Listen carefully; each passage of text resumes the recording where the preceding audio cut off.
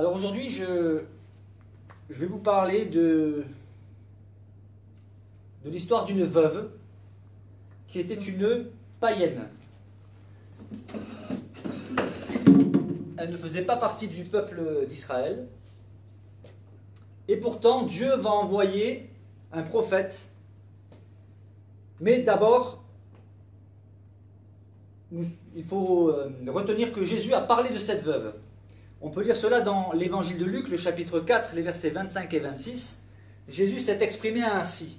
« Je vous le dis en vérité, il y avait plusieurs veuves en Israël du temps d'Élie, lorsque le ciel fut fermé 3 ans et 6 mois, et qu'il y eut une grande famine sur toute la terre. Et cependant, Élie ne fut envoyé vers aucune d'elles, si ce n'est vers une femme veuve à Sarepta, dans le pays de Sidon. » Élie était parmi les plus grands prophètes de l'Ancien Testament, et Jésus fait allusion à Élie, qui s'est rendu auprès d'une veuve à Sarepta, qui est tout à fait au nord d'Israël, qui ne fait pas partie d'Israël, ça s'appelle la Phénicie en fait, c'est ce qu'on appelle aujourd'hui le Liban, hein, le Liban actuel. Et donc voilà, le prophète Élie a été envoyé vers cette veuve. Jésus fait allusion à cette veuve, et j'expliquerai après le contexte de cette déclaration de Jésus. Pourquoi Jésus s'adresse aux religieux de son époque en leur disant que Élie a été envoyé vers une veuve, mais pas vers les veuves en Israël. Par contre, ce que nous allons faire, c'est que nous allons lire cette histoire d'Élie qui s'est rendu auprès de cette veuve, et nous allons essayer de voir ensemble qu'est-ce que le Seigneur veut nous dire à nous aujourd'hui. Parce qu'il ne s'agit pas de raconter des histoires qui datent de plusieurs siècles en arrière uniquement pour nous occuper. Il y a un sens, le Seigneur veut nous parler, la parole de Dieu, elle est vivante. Et vous allez voir à quel point le Seigneur nous rejoint dans notre actualité aujourd'hui avec des textes qui pourtant datent de plusieurs siècles. Alors on trouve cette histoire à laquelle Jésus fait allusion dans le premier livre des rois, au chapitre 17, les versets 1 à 24. Je me propose de vous lire l'histoire et ensuite je vais la commenter, parce qu'il est évident que certains aspects vous paraîtront difficiles à comprendre. Élie, donc le prophète Élie, le Tishbite, hein, c'est un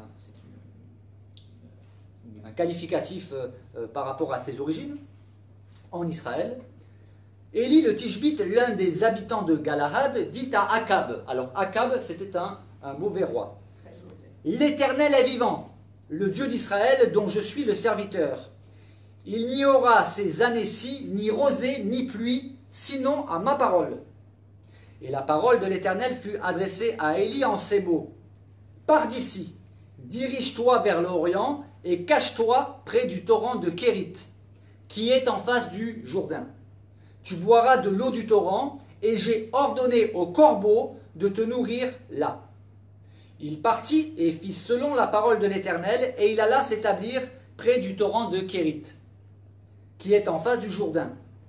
Les corbeaux lui apportaient du pain et de la viande le matin, et du pain et de la viande le soir, et il buvait de l'eau du torrent. Mais, au bout d'un certain temps, le torrent fut à sec, car il n'était point tombé de pluie dans le pays. Alors la parole de l'Éternel lui fut adressée en ces mots. « Lève-toi, va à Sarepta, qui appartient à Sidon, et demeure là.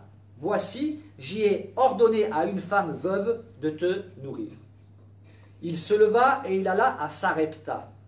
Comme il arrivait à l'entrée de la ville, voici, il y avait là une femme veuve, qui ramassait du bois. Il l'appela et dit, « Va me chercher, je te prie, un peu d'eau dans un vase, afin que je boive. » Et elle alla en chercher. Il l'appela de nouveau et dit, « Apporte-moi, je te prie, un morceau de pain dans ta main. » Et elle répondit, « L'Éternel, ton Dieu, est vivant. Je n'ai rien de cuit, je n'ai qu'une poignée de farine dans un pot et un peu d'huile dans une cruche. Et voici, je ramasse 2 morceaux de bois, puis je rentrerai, je préparerai cela pour moi et pour mon fils. Nous mangerons, après quoi nous mourrons. » C'était la famine. Élie lui dit, « Ne crains point, rentre, fais comme tu as dit, seulement prépare-moi d'abord avec cela un petit gâteau, et tu me l'apporteras. Tu en feras ensuite pour toi et pour ton fils. Car Ainsi parle l'Éternel, le Dieu d'Israël. La farine qui est dans le pot ne manquera point, et l'huile qui est dans la cruche ne diminuera point, jusqu'au jour où l'Éternel fera tomber de la pluie sur la face du sol. Elle alla, et elle fit selon la parole d'Élie. Et pendant longtemps, elle eut de quoi à manger, elle et sa famille, aussi bien qu'Élie. La farine qui était dans le pot ne manqua point, et l'huile qui était dans la cruche ne diminua point, selon la parole que l'Éternel avait prononcée par Élie. Après ces choses, le fils de la femme, maîtresse de la maison, devint malade, et sa maladie fut si violente qu'il ne resta plus en lui de respiration. Cette femme dit alors à Élie, « Qu'y a-t-il entre moi et toi, homme de Dieu? Es-tu venu chez moi pour rappeler le souvenir de mon iniquité et pour faire mourir mon fils ?» Il lui répondit, « Donne-moi ton fils. » Et il le prit du sein de la femme, le monta dans la chambre haute où il demeurait, et le coucha sur son lit. Puis il invoqua l'Éternel et dit, « Éternel mon Dieu, est-ce que tu affligerais au point de faire mourir son fils, même cette veuve chez qui j'ai été reçu comme un hôte ?» Et il s'étendit 3 fois sur l'enfant. Il invoqua l'Éternel et dit, « Éternel, mon Dieu, je t'en prie, que l'âme de cet enfant revienne au-dedans de lui. » L'Éternel écouta la voix d'Élie, et l'âme de l'enfant revint au-dedans de lui, et il fut rendu à la vie. Élie prit l'enfant, le descendit de la chambre haute dans la maison, et le donna à sa mère, et Élie dit, « Voici ton fils, il est vivant. » Et la femme dit à Élie, « Je reconnais maintenant que tu es un homme de Dieu, et que la parole de l'Éternel dans ta bouche est la vérité. » Quelle histoire! L'histoire d'une veuve, elle n'a rien demandé à personne. Elle accueille chez elle un prophète, et pas n'importe lequel, Élie. Elle va vivre un miracle, oui, la farine et l'huile ne vont pas diminuer dans le pot, il s'agit d'un miracle. Cependant, voici qu'une épreuve surgit, elle perd son fils. Alors déjà qu'elle avait perdu son mari, elle perd maintenant son fils, unique. Quel malheur!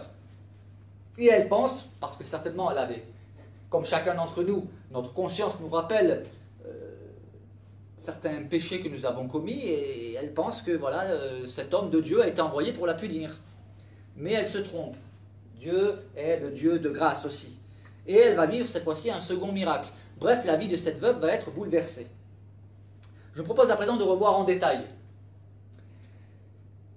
Élie le Tishbite, l'un des habitants de Galad, dit à Akab. Alors Akab, c'était un mauvais roi, parmi les plus mauvais rois. Un roi cruel.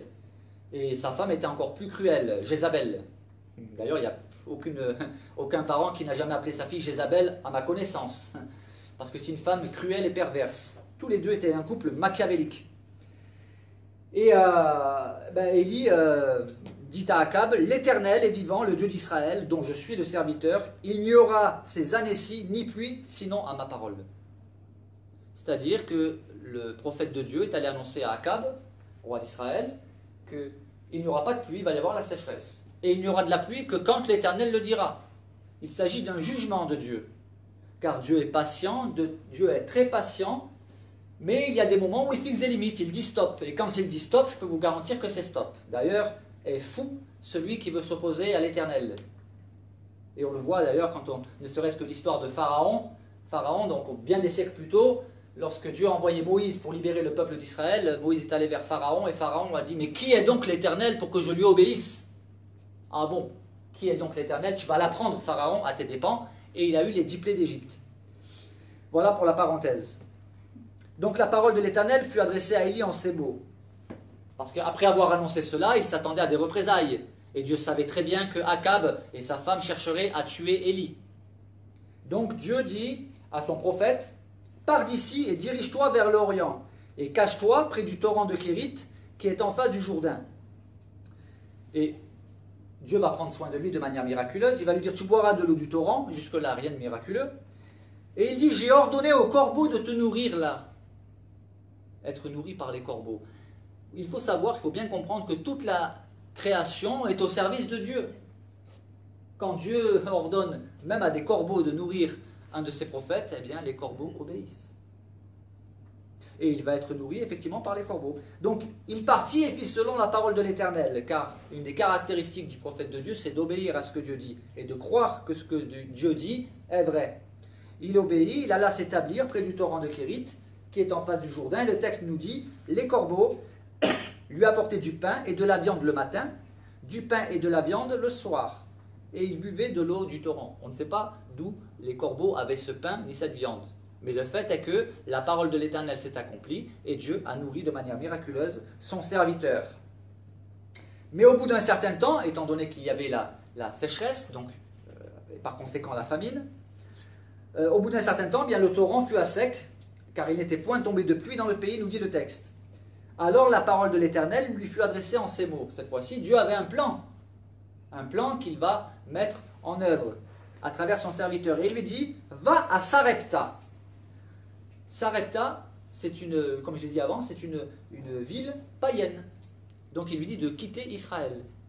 Va à Sarepta, qui appartient à Sidon, et demeure là.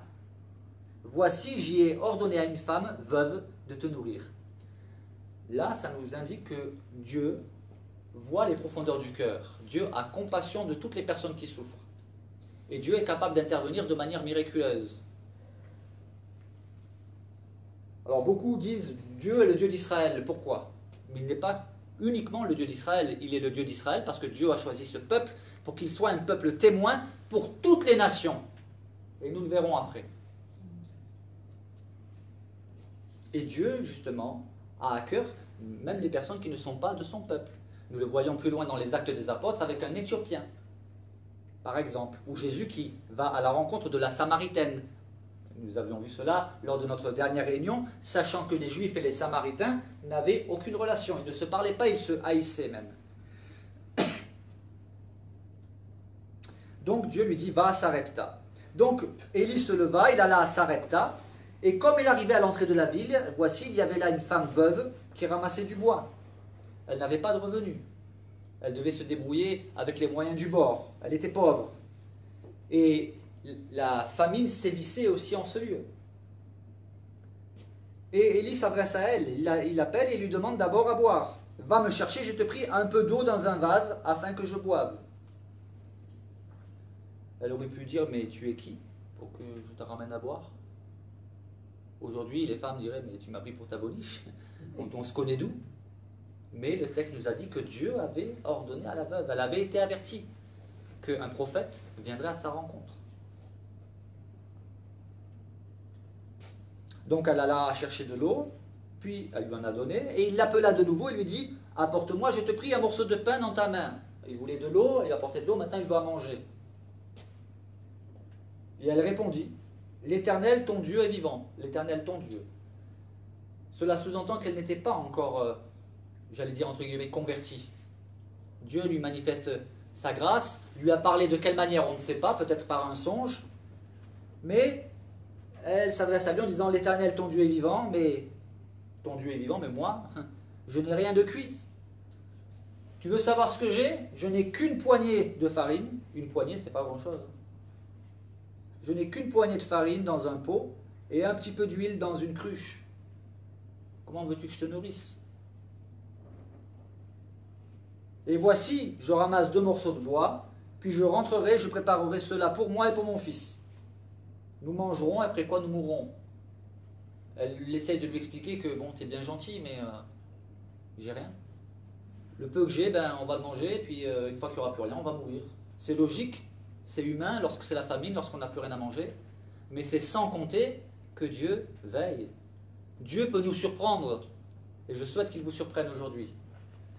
Il m'a surpris en tout cas, il y a bien des années en arrière. Jamais je n'aurais pensé qu'un jour j'annoncerais l'évangile. Moi qui passais mon temps à boire, à fumer, à voler. Le Seigneur change les vies. Elle donc elle explique, on va mourir, on n'a rien. Mais il lui parle. Il lui dit, ne crains point, rentre, fais comme tu as dit, c'est-à-dire fais les gâteaux, seulement, avant de les manger, prépare-moi d'abord avec cela un petit gâteau et tu me l'apporteras. Tu en feras ensuite pour toi et pour ton fils. Il y a 2 solutions, 2 attitudes par rapport à ce que déclare ce prophète. Soit elle dit il est fou, soit elle se dit j'ai plus rien à perdre et si je le croyais. Mais cela va demander la foi. Il faut la foi. La foi c'est croire. Mais croire vraiment, croire du cœur, pas simplement croire intellectuellement. Il y a beaucoup de personnes qui disent moi je crois en Dieu. Mais la foi qu'ils ont n'est pas suffisamment solide et grande pour que leur vie change. La foi dans leur vie c'est un peu comme un accessoire. Ils ont une vague croyance, ils disent ouais, il y a certainement quelqu'un. Ou alors il y a la croyance religieuse, presque superstitieuse.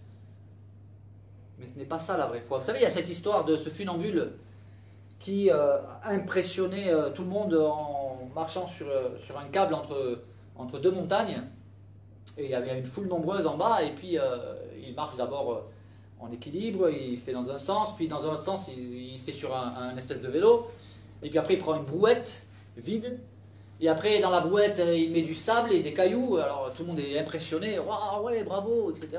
Et après il dit, ah ben, croyez-vous que je sois capable de traverser avec la brouette, mais au lieu de mettre du sable et des cailloux, eh bien, un être humain. Ah oui, on croit, oui, tout le monde croit en fait, beaucoup de gens croient, oui, ils applaudissent, oui. Puis il y en a un qui croit plus que les autres, ouais, je crois. Ah ben monsieur, vous croyez, venez monter dans la brouette. Il ne monte plus, il n'a plus envie. Donc sa foi, elle avait des limites.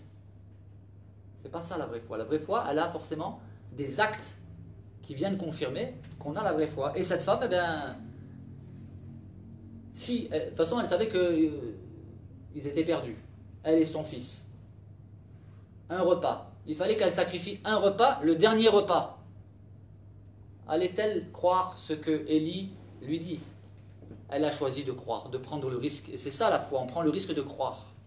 Mais on n'est jamais déçu lorsqu'on fait confiance à Dieu. Jamais. Et elle ne va pas être déçue. Élie lui dit, l'Éternel dit ceci, le Dieu d'Israël, la farine qui est dans le pot ne manquera point, et l'huile qui est dans la cruche ne diminuera point, jusqu'au jour où l'Éternel fera tomber de la pluie sur la face du sol. Ça veut dire, obéis, fais-moi confiance, le peu que tu as, donne-le-moi. Et toute la période de cette famine, eh bien tu ne manqueras pas d'huile et tu ne manqueras pas de farine. Elle alla et elle fit selon la parole d'Élie. Et pendant longtemps, elle eut de quoi manger, elle et sa famille, aussi bien qu'Élie.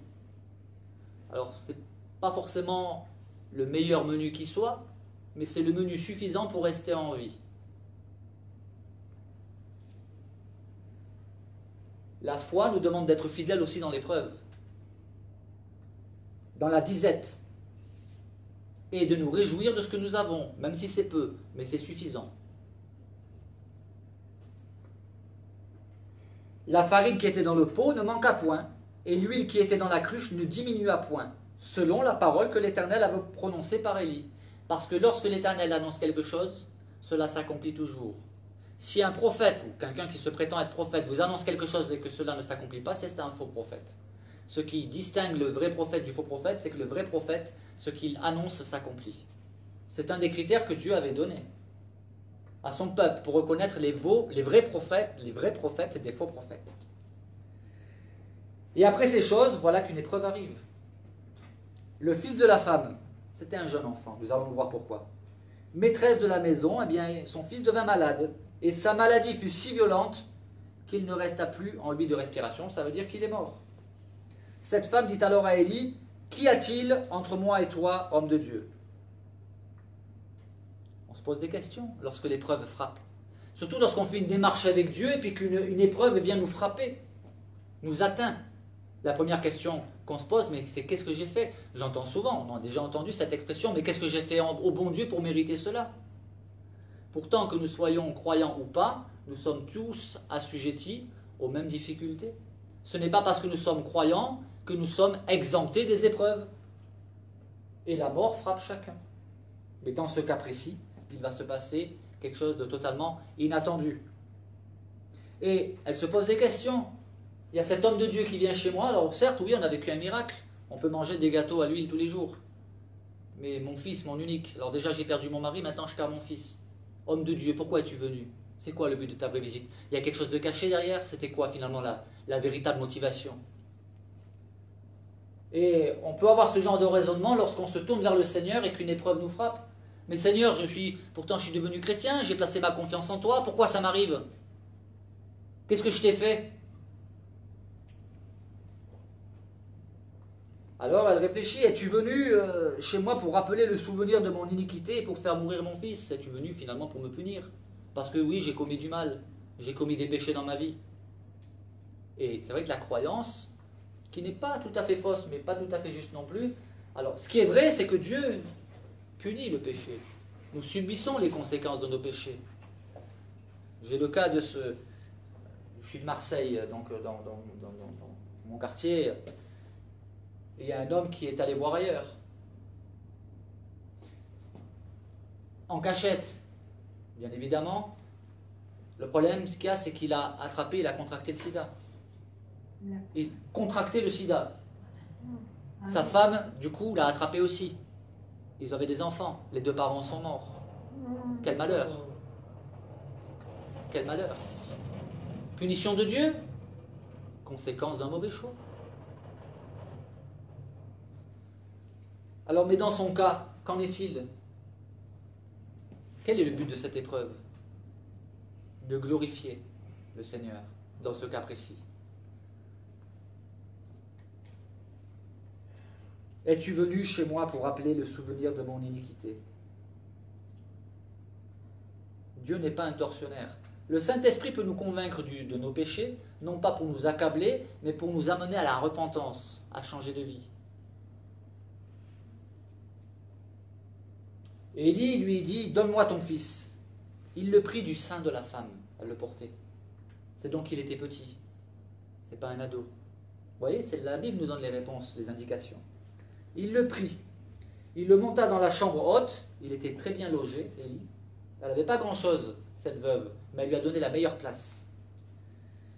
Et donc Élie, il séjournait dans la chambre haute, il l'amène, il dépose cet enfant sur le lit, et il invoque l'Éternel, il dit, Éternel mon Dieu, est-ce que tu affligerais au point de faire mourir son fils, même cette veuve chez qui j'ai été reçu comme un hôte? Et lorsque nous accueillons des serviteurs de Dieu, lorsque nous exerçons l'hospitalité, Dieu prend plaisir à cela. Et cette femme, elle a accueilli un prophète, et pas n'importe lequel. Et il va insister, Élie. Il s'étendit 3 fois sur l'enfant. Cela nous parle de la persévérance. Il y en a certains, au bout d'une fois, ils abandonnent. Ah, j'ai déjà prié, Dieu n'a pas répondu. Tu as prié? Oui, j'ai fait une prière. Mais Jésus nous a enseigné la persévérance dans la prière. Quelquefois, Dieu nous exauce au bout d'une prière, mais il y a d'autres moments, il faut persévérer dans la prière. Jésus a raconté cette parabole à ses disciples pour leur enseigner qu'il ne faut point se relâcher dans la prière. Et c'est là qu'il leur raconte aussi l'histoire d'une veuve. Pas celle-là, mais une autre. Il y avait une veuve et un juge injuste. Et Jésus raconte que cette veuve, elle a réussi à obtenir ce qu'elle demandait parce qu'elle allait tous les jours vers ce juge injuste. Et Jésus dit, voyez, elle a réussi à obtenir ce qu'elle demandait. Pourquoi? Parce qu'elle a persévéré. Et dès le début de cette parabole, il est dit, Jésus leur adressa une parabole pour montrer qu'il faut toujours prier et ne point se relâcher. Voilà le but. Et Élie persévère. Il invoque l'Éternel, il plaide, il intercède. Éternel mon Dieu, je t'en prie que l'âme de cet enfant revienne au-dedans de lui. Et alors, la suite du texte est merveilleuse parce que le texte nous dit, l'Éternel écouta la voix d'Élie. Ouais, Dieu est attentif à notre voix. Beaucoup plus qu'on ne peut le penser. Je me rappelle, j'avais adressé une prière il y a très très longtemps. C'est une prière, si on peut appeler ça comme ça, parce que finalement j'ai commencé par insulter Dieu. J'étais dans une période de révolte et je l'ai insulté, je lui ai dit tu n'existes pas, sinon tu ne me laisserais pas dans cette galère. Et c'est des années plus tard, lorsque je suis moi-même devenu chrétien, je me suis rappelé de ce cri que j'avais adressé à Dieu et Dieu n'avait pas oublié. Dieu nous surprend. Et là le texte nous dit que l'Éternel écouta la voix d'Élie et l'âme de l'enfant revint au-dedans de lui et il fut rendu à la vie. Elle a vécu une résurrection. Incroyable. Élie prit l'enfant, le descendit de la chambre haute dans la maison, et il le donna à sa mère, et Élie lui dit, vois, ton fils est vivant. Ce n'est pas un jugement. À travers cette expérience, je paraphrase ce qu'il aurait pu dire à la veuve, le message sous-jacent c'est, non, l'Éternel te fait grâce. Ton fils est vivant. On a vite fait de le lire, même de le raconter, mais il faut essayer de s'identifier à cette veuve. lorsqu'on perd quelqu'un de cher, elle perd son mari. Un deuil, une souffrance, un brisement. Et maintenant elle perd son fils, le fruit de ses entrailles.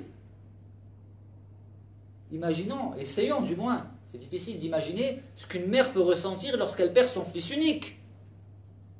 Et essayons maintenant d'imaginer ce qu'elle a ressenti, ce qu'elle a vécu lorsque le fils lui a été rendu. Cette femme a fait une expérience avec Dieu que personne ne pourra jamais faire chanceler. La foi qu'elle a maintenant, elle est solide. Elle a vécu un miracle extraordinaire. Et d'ailleurs, la femme lui dit à Élie, « Je reconnais maintenant que tu es un homme de Dieu et que la parole de l'Éternel dans ta bouche est vérité. »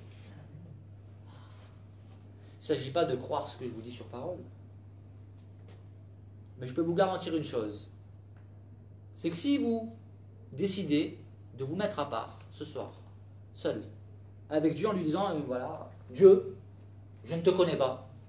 Aujourd'hui j'ai entendu une personne qui a parlé de toi, qui m'a dit que tu existes, que tu es vivant. Il nous a raconté une histoire. Eh bien, je veux en avoir le cœur net. Si tu es vivant, ben moi je veux bien croire en toi. Je pense que beaucoup de personnes seraient prêtes à se tourner vers Dieu si elles étaient convaincues que Dieu existe. Le problème qu'il y a, c'est que malheureusement, les religions ont sali, perverti même,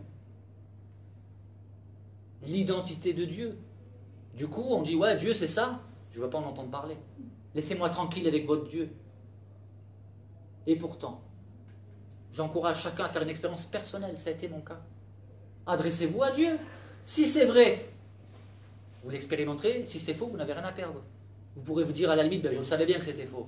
Mais vous ne pourrez pas dire cela. Parce que la Bible nous dit que quiconque invoque l'Éternel avec sincérité, Dieu l'entend. Dieu le dit, invoque-moi et je te répondrai. Dieu est près de tous ceux qui ont l'esprit abattu. Dieu est près de tous ceux qui l'invoquent avec sincérité.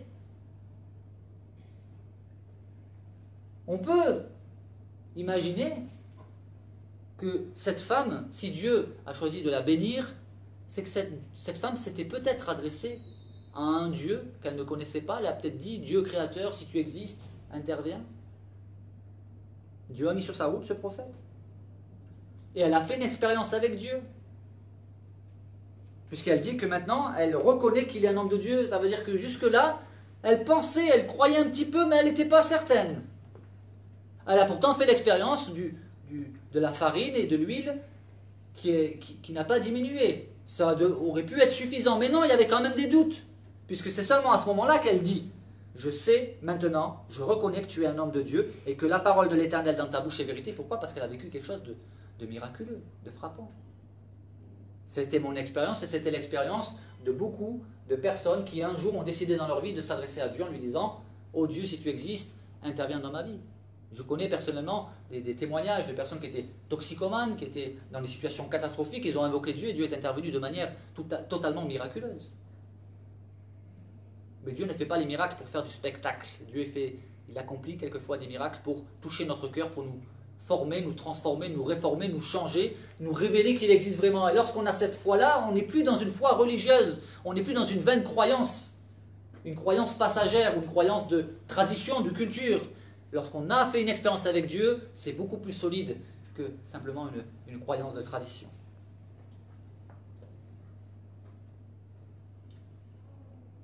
Revenons-en maintenant à Jésus. Puisque le verset de base se trouve dans l'évangile de Luc, j'ai lu un passage où nous voyons Jésus qui parle de cette veuve. On ne connaît même pas le nom de cette veuve. Mais il a parlé de cette veuve. Mais dans quel contexte Jésus a-t-il parlé de cette veuve? Pourquoi a-t-il parlé de cette veuve? Et à qui a-t-il parlé? Je vais vous lire le contexte. Luc chapitre 4, les versets 16 à 24. Jésus se rendit à Nazareth. Nous savons que Jésus est de Nazareth. Il est né à Nazareth, enfin il a grandi à Nazareth, il n'est pas né, il est né à Bethléem, il a grandi à Nazareth. Donc Jésus se rendit à Nazareth où il avait été élevé et selon sa coutume, il entra dans la synagogue le jour du sabbat. Il se leva pour faire la lecture et on lui remit le livre du prophète Ésaïe.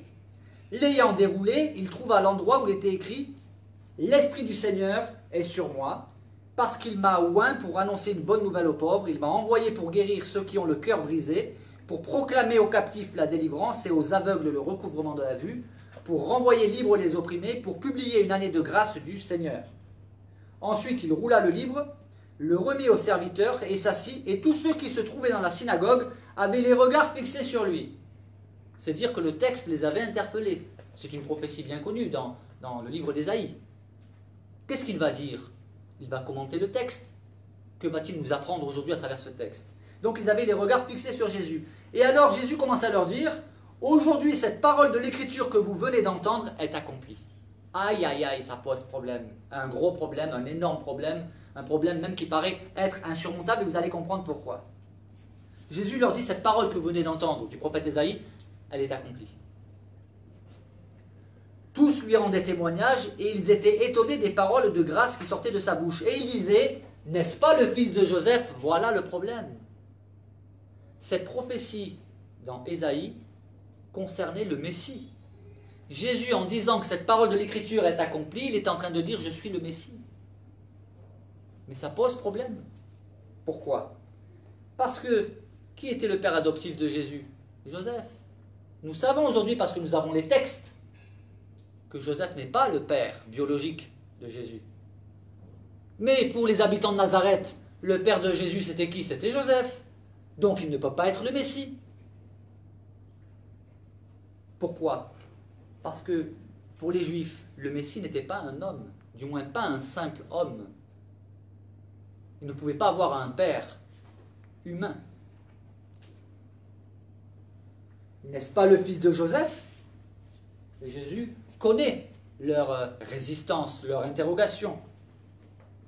Et alors Jésus leur dit, sans doute m'appliquerez-vous ce proverbe, médecin, guéris-toi toi-même. Jésus prophétise sur ce qui va lui être dit plus tard.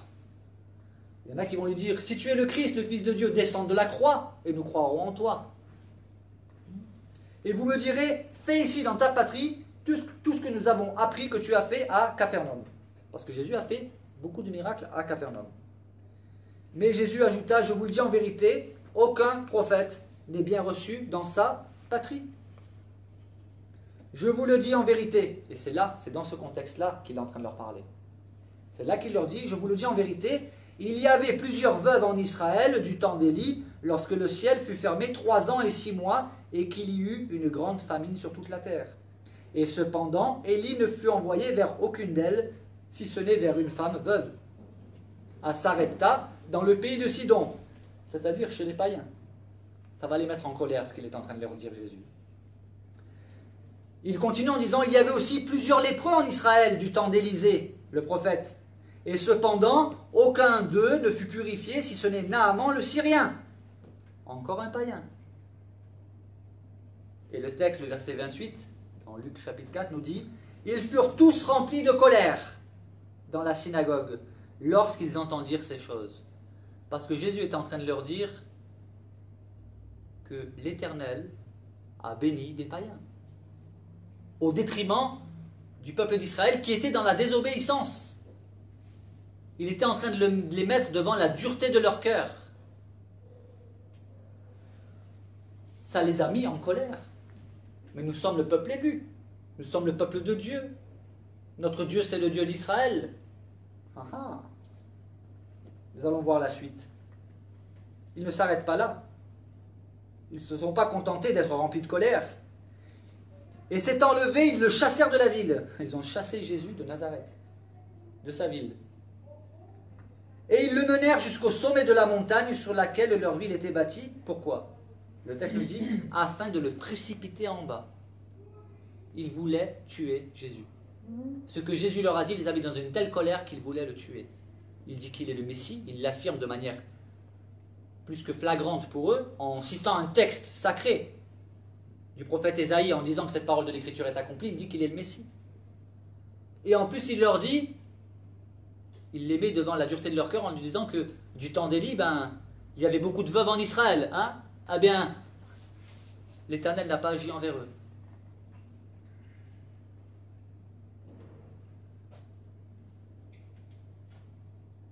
Élie ne fut envoyé, Élie, le grand prophète, desquels se réclamaient tous les Israélites. Élie, le grand prophète, il n'est allé vers aucune veuve d'Israël. il est allé vers une veuve de Sarepta. Vous savez, chez les païens, c'est un peu ce qu'il leur dit. Mais il en rajoute une couche. Les lépreux du temps d'Élisée, c'est-à-dire plus loin. Élisée est le prophète suivant. Après Élie, il y a Élisée. Eh bien, à l'époque d'Élisée, hein, il y avait beaucoup de lépreux en Israël. Eh bien, Élisée ne fut envoyé vers aucun d'entre eux. Si ce n'est vers Naaman le Syrien, un chef militaire d'une armée ennemie. Dieu a béni des païens.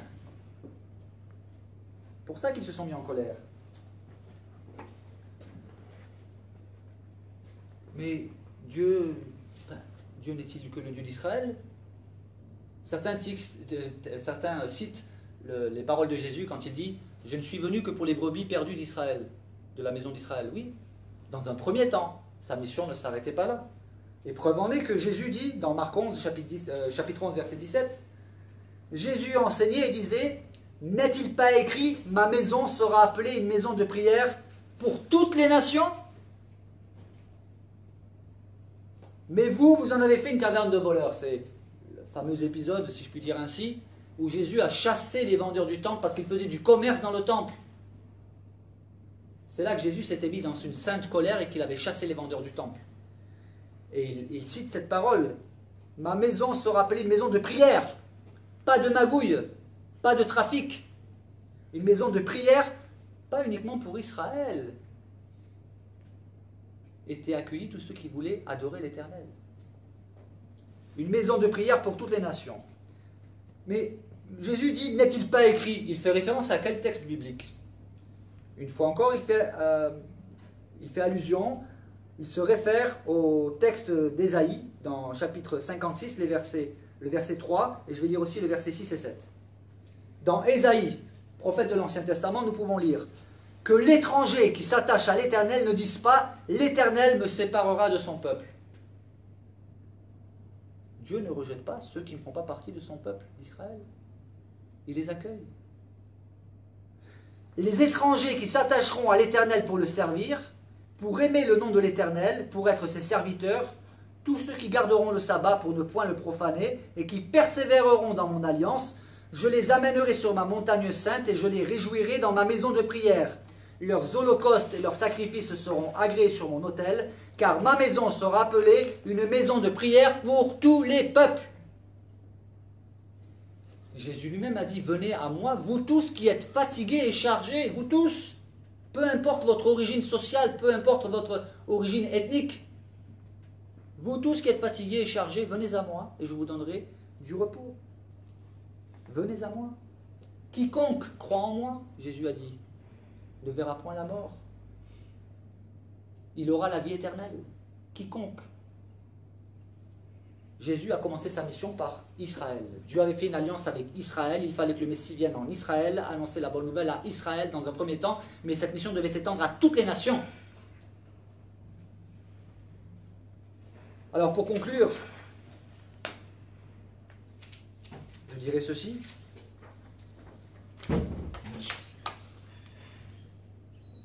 Moi, je ne connais pas votre vie.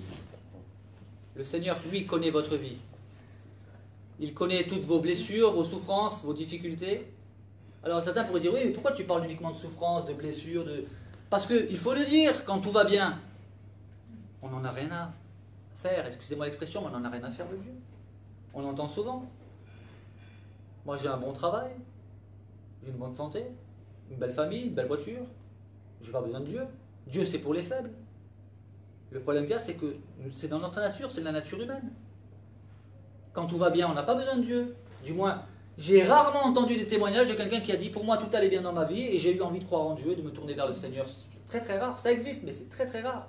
Le plus souvent, les personnes qui se tournent vers le Seigneur, c'est des personnes qui étaient en grande difficulté, comme cette veuve. Ton témoignage aussi est marquant. Tu étais aussi dans de gros problèmes, comme moi, etc. Pourquoi? Parce que lorsque nous sommes dans les difficultés, notre oreille est plus attentive à la voix de Dieu qui nous dit qu'il veut nous secourir. Mais l'enjeu le plus important, ce n'est pas simplement que Dieu intervienne dans notre vie pour nous apporter quelques conforts ou quelques réconforts ici-bas. Ce n'est pas ça le plus important. Le plus important, c'est la vie éternelle. J'ai perdu mon frère au mois de juin, 49 ans. À 13h31, il m'écrit je rentre. À 13h50, il était décédé. Mais il avait fait cette démarche avec le Seigneur. Je sais qu'il est auprès du Seigneur. Mais c'était une épreuve terrible. On est là aujourd'hui et on ne sait pas où on sera demain. Ni même dans une heure. Nous préparons notre place pour le cimetière. Nous prenons des dispositions pour beaucoup de choses, mais l'éternité. La question qu'il faut se poser vraiment de manière essentielle, c'est quand je vais mourir, où est-ce que je vais aller? Alors on peut se dire, ouais, j'en sais rien, ou ça ne m'intéresse pas. Ou alors je vais me réincarner, bref. On peut avoir différentes croyances ou même non-croyances. Certains disent, oh, je serai anéanti, puis c'est tout. Mais si on se trompait, et si vraiment le paradis existe, si vraiment le Seigneur existe, et qu'on réalise qu'on va passer toute l'éternité loin de lui, parce qu'on n'a pas, une fois dans sa vie, pris le temps de se poser la question, et même de poser la question à Dieu, Dieu, est-ce que tu existes? Dieu peut comprendre qu'on se pose des questions, et même qu'on ait des doutes concernant Dieu, vu le monde dans lequel nous vivons. En revanche, il nous dira, mais pourquoi tu ne t'es pas adressé à moi? Et le problème, souvent, c'est qu'on n'a pas envie que Dieu... Des fois, on dit, oui, moi, si je voyais un miracle... Non, Jésus a accompli des miracles extraordinaires, et pourtant, ce n'est pas pour ça que les religieux se sont tournés vers le Seigneur et ont cru en lui. Au contraire, ils ont cherché à le supprimer. Lorsque Jésus a accompli des guérisons, des miracles extraordinaires, au lieu de se réjouir, certains ont eu encore plus de haine, ils ont voulu éliminer Jésus. Donc il y en a qui disent, moi, si je vois, je croirai, non. Il y en a qui voient et qui ne croient pas pour autant. Voilà, il y aurait certainement encore beaucoup de choses à dire, je pense avoir dit l'essentiel. Soyons encouragés à faire cette démarche simple. Seigneur, si tu existes, aide-moi à croire, révèle-toi à moi, conduis-moi, dirige-moi. Que le nom du Seigneur soit béni. Amen. Tel que je suis. Enchanté.